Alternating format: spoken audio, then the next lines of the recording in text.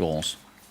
Alors, il y aura très probablement de toute façon un effet d'aubaine, on en a parlé, donc une augmentation aussi du nombre de consultations, ce qui de toute façon augmentera les tarifs, et je pense que c'est ça que les mutuelles ont anticipé, et les mutuelles aussi anticipé l'augmentation de la dépendance et de la vieillesse, donc ce qui fait que ce sont principalement justement ces mutuelles pour les personnes plus âgées qui ont majoritairement augmenté. Pardon, Après, je vous interromps parce que l'augmentation générale de 3%, elle est censée refléter effectivement l'augmentation des frais de dépendance et l'augmentation générale des soins. Parce que les soins, c'est comme le reste, il y a plus de technologie, ça coûte plus cher. L'augmentation particulière de 10% ou de 5% ou de 2%, ça, c'est semble-t-il vraiment un effet reste à charge zéro. Alors par contre, il faut revenir sur un cas spécifique parce que on est en train de parler, je suis désolée, à chaque fois de ceux qui bénéficient du mutuelle, quid des fonctionnaires ? Parce que les fonctionnaires, en l'occurrence, ont pour beaucoup la possibilité d'avoir accès à une mutuelle, mais elle n'est pas obligatoire dans la fonction publique.